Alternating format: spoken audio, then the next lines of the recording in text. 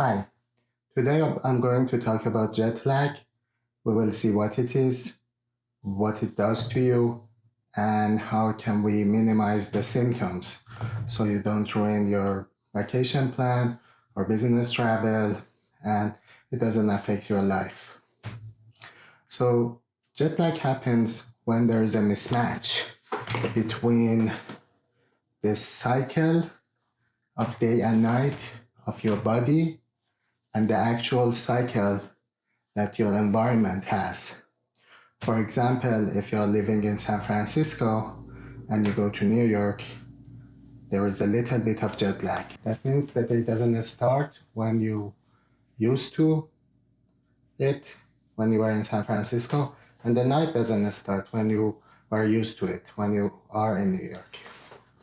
And let's say the difference is more. Let's say you go from Hawaii to New York, or you go from San Francisco to Prague.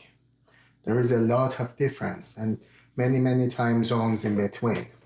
First of all these time zones cause a problem because you are used to wake up at this time and go to night at this time. But now the day of the environment, like in Prague, is the night in San Francisco. And the night in San Francisco is the day in Prague, and vice versa. So you have to wake up when your body is used to sleep. And it's not only waking up, it's going to business meetings, is making business decisions, is flying aircraft, is performing in let's say Olympic Games and high-stake sports. So your top performance is very important, right, when your body wants to sleep. And then there is more. There is a flight disturbance, there is a sleep insufficiency or a sleep debt or lack of sleep that happens with travel, especially if your travel has multiple legs, that becomes more problematic. So I was talking to a friend who was saying, I have to fly from San Francisco, go to Beijing, and from Beijing get another flight, go to another city in China, and right out of the flight, go in front of 5,000 people and talk about frontiers of science and the new discovery that this company made. It's very hard, I cannot concentrate, I'm tired, I want to sleep, I'm jittery because of the caffeine, and it doesn't work. On the top of that, if you're a frequent flyer, your nose becomes very sensitive to dry air and you get congested. So your sleep gets a little bit more disturbed, not just because of the noise and airplane and moving between different aircraft, but also because when you're asleep, your nose causes problem and there will be a sleep disturbance. Let's say all these things happen, you're in the destination, what happens? Well, when it's night, your body doesn't want to sleep, so you get insomnia.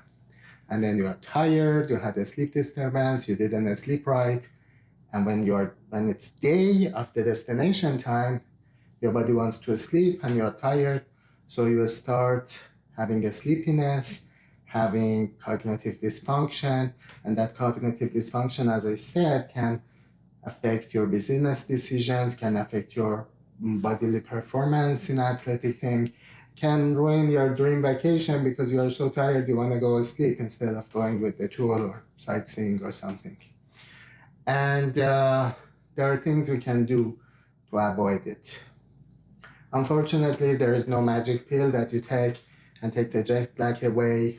So we can play with the light, we can play with melatonin, and we can use eardrop, earplugs, noise cancellation machines. Some people are concerned that you won't be aware of emergencies. I personally like it. I use noise cancellation machine, like these fancy headphones.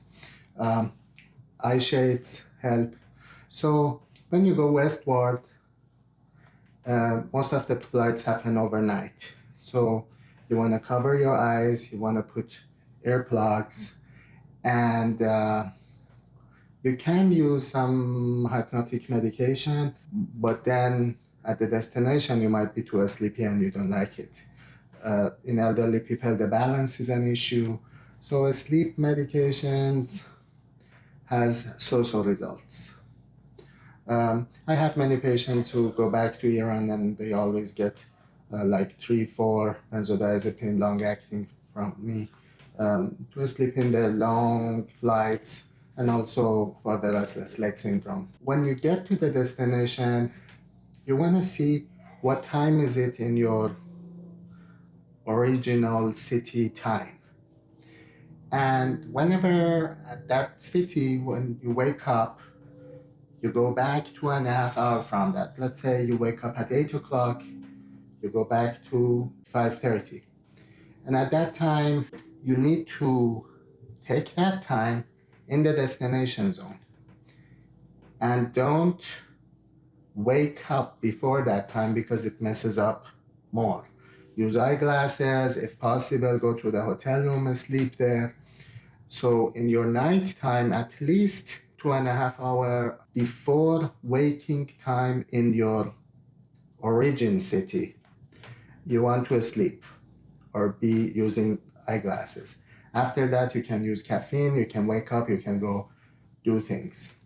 You have to understand the body will adjust each day for one time zone difference. So if there is 10 time zone difference, it takes 10 days for fully adjustment. In your daytime, you can use caffeine at the beginning of your daytime. There are research that they try to use modafinil or armodafinil. Doesn't have that much of good results. You can strategically use the light. So after your mid-cycle minimum temperature that happens in your city zone 2.5 hours before your regular waking time, you can use bright light to shift your phase back and get to the cycle of your environment and to the new time zone. And in that night, you can go to bed. You can use melatonin 2 hours before your bedtime or 90 minutes before your bedtime of the new time zone. When you arrive to new time zone, you want to act with your new time zone, except from that little bit of delayed sleep that I told you in the first day. And that helps you get better, of course, on those nights. Eye shades, noise cancellation, earplugs, these things will help. Another thing that can happen is that in the middle of the night you wake up and you want to... this urge to eat in the middle of the night is because it's morning, it's breakfast time in your origin city, so you have to avoid that because it also moves your clock in a way that you don't want. Also, it's not good to eat in the middle of the night. Some people have a tendency to get affected a lot more with all these sleep disturbance and time changes, and some people have a tendency to get affected less. So you have to see what kind of person you are and how much help you need. For example, with time zone shifts, I get severe migraine, but my son is fine and he goes play tennis. And obviously at a younger age, these symptoms are less. You want to avoid alcohol during the flight because it disrupts the sleep, even though it puts you to sleep a little bit, but then it disrupts your sleep. So avoid alcohol in the flight. Dr. Wyatt and Dr. Seisler used melatonin strategically to move these cycles. If you use melatonin in the daytime, it gives you a sleep latency that is shorter, so it puts you to sleep, especially if it's used close to your habitual sleep time, but you can strategically use it a little bit earlier to bring the sleep a little bit earlier, like in a westbound flight. Or you can use melatonin strategically later, which is a little bit complicated, and I would rather to talk about it on a case base. The other medications that are used instead of melatonin is Rameltion, that is a melatonin receptor agonist, and tasimelteon, that is another one. And as I said, benzodiazepine has been used for the duration of flight, especially for people who have really, really disturbed sleep and they cannot fall asleep. Another thing that I really like and can be used, and anytime I go more than 4 or 5 time zones, I use it, is to change my sleep habits prior to the flight. Like 1 to 3 days before the flight, if you're going westbound, you push your sleep back a little bit. So half of your acclimation of your biological cycle started before the flight. So it takes less days in the destination, and it's also less, you will also be less symptomatic even in the day 1, day 2.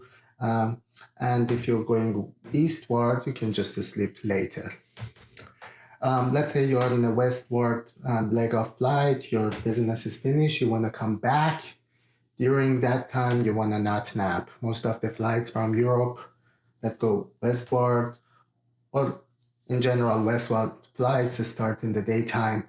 And if your eastward flight start in the daytime, you just don't sleep. You can use caffeine, you stay awake. And in general, eastward flight is much easier than westward flight because your circadian cycle is a little bit more than 24 hours, and your body can adapt much easier if it wants to sleep later and wake up later than to sleep earlier and wake up earlier. So always eastward flight is harder than westward flight. If you have any question, I would be happy to answer. You can put in a comment, and thank you very much for watching.